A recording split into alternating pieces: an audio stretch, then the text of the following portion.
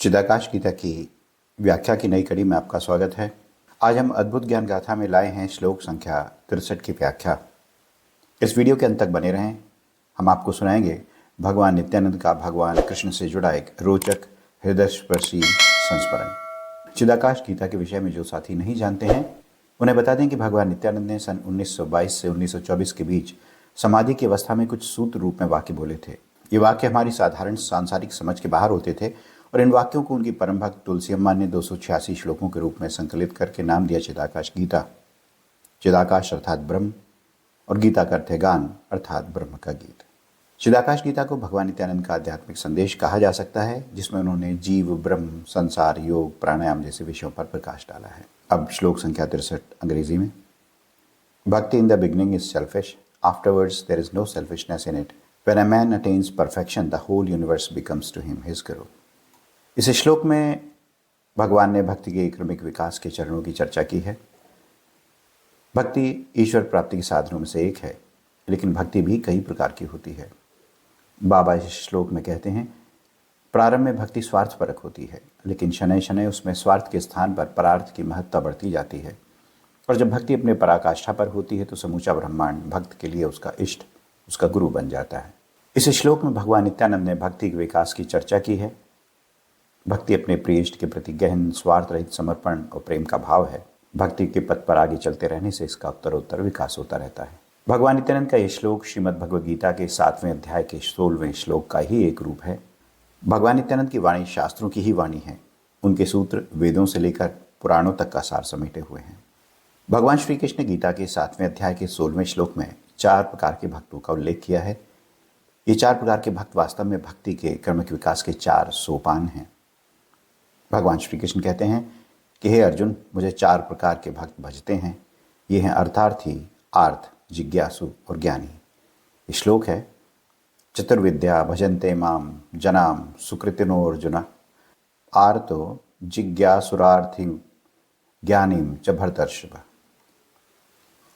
इनमें से जो अर्थार्थी भक्त है वे भक्ति की प्रारंभिक अवस्था का प्रतीक है और इसी के बारे में भगवान नित्यानंद ने कहा है कि प्रारंभ में हमारी भक्ति स्वार्थपरक होती है। ये वह अवस्था है जिसमें भक्त अपनी सांसारिक इच्छाओं की पूर्ति के लिए भगवान की ओर अपना पहला कदम बढ़ाता है। उसके मन में अपने अर्थ की पूर्ति का उद्देश्य होता है और साधन होती है ईश्वर की भक्ति। हम अधिकांश मनुष्य अर्थार्थी ही हैं। भगवान नित्यानंद के आसपास भी हर रोज ऐसे ही भक्तों की अधिकता रहती थी जो कुछ ना कुछ इच्छा लेकर उनके पास आते थे। रोजगार, व्यवसाय, संतान, विवाह, संपन्नता और इस तरह के बहुत से उद्देश्यों की पूर्ति भगवान नित्यानंद के चरणों के दर्शन मात्र से ही हो जाती थी। भले ही ये भक्तों की प्रारंभिक अवस्था हो, लेकिन बड़े बाबा ऐसे भक्तों की भावनाओं का पूरा सम्मान करते थे। वे उनकी बाल सुलभ इच्छाओं की पूर्ति करते थे, या यूं कहें कि बाबा के दर्शन मात्र से ही प्रकृति इन भक्तों की सात्विक इच्छाओं को पूर्ण कर देती थी।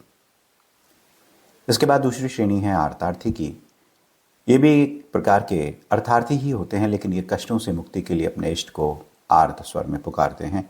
कर्ज मुक्ति, संकट से मुक्ति, रोग मुक्ति, भय निवारण जैसी तमाम आशंकाओं को मन में समेटे ये भक्त अपने इष्ट पर निर्भर होते हैं और इष्ट देव भी अपने भक्तों की आर्त पुकार को सुनकर उनके दुख का हरण करने चले आते हैं। अब तीसरी श्रेणी है जिज्ञासु भक्त की। ये वे भक्त हैं जो समझ चुके हैं कि सांसारिक सुखों की पूर्ति के लिए इष्ट के सामने प्रार्थना करना ऐसा है जैसे विराट की संपदा देने वाले के सम्मुख रंगीन चमकीले पत्थरों की भिक्षा मांगना। उसे अर्थार्थी वाला अपना स्वरूप अब अज्ञानता लगता है और वह यह भी समझ जाता है कि कष्ट जैसे आए हैं वैसे चले भी जाएंगे। सुख है तो दुख भी होगा, दुख है तो एक दिन सुख भी आएगा। इसके लिए भगवान को पुकारने से दूरगामी लाभ नहीं होगा।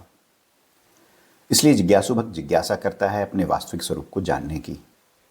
वह जिज्ञासा के साथ ईश्वर के पास आता है कि मेरा स्वरूप क्या है, भगवत स्वरूप क्या है तो यह आगे की अवस्था, लेकिन इसमें भी मैं तत्व प्रधान होता है। वह अभी भी पुरुष प्रकृति अपने पराये सुख दुख के द्वंद्व में फंसा है। ईश्वर उसकी उंगली थामकर जिज्ञासु भक्त की शंकाओं का समाधान करता है। वह विराट स्वरूप के दर्शन कराता है और जिज्ञासु भक्त की जिज्ञासा शांत होती है। अब चौथा भक्त है ज्ञानी भक्त। यह भक्त सुख दुख, जय पराजय, संपत्ति विपत्ति, लाभ हानि सभी परिस्थितियों में सम है।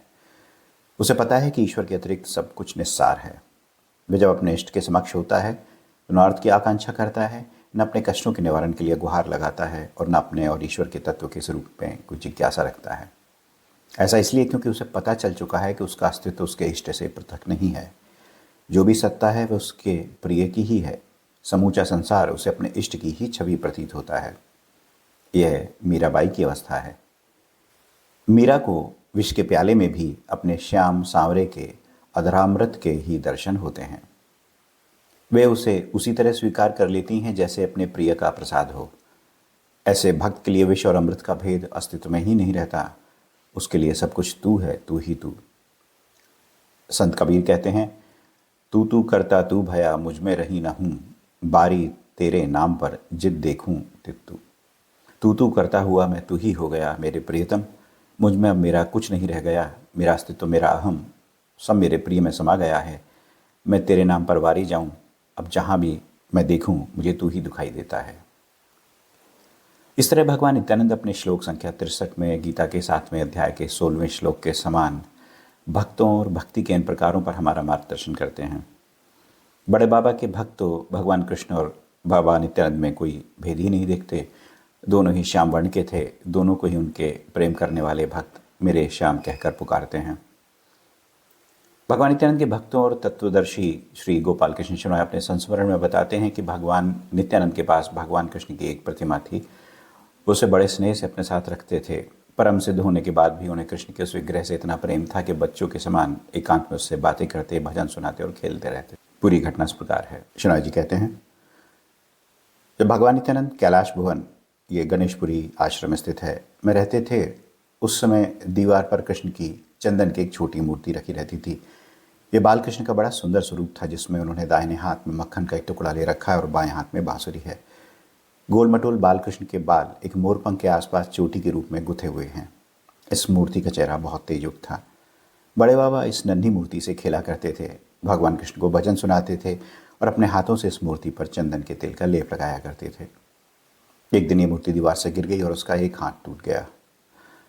बाबा ने यह मूर्ति रघुनाथ शर्मा को सुधरवाने को दे दी। रघुनाथ शर्मा यानी श्री गोपाल कृष्ण शर्मा के पिताजी।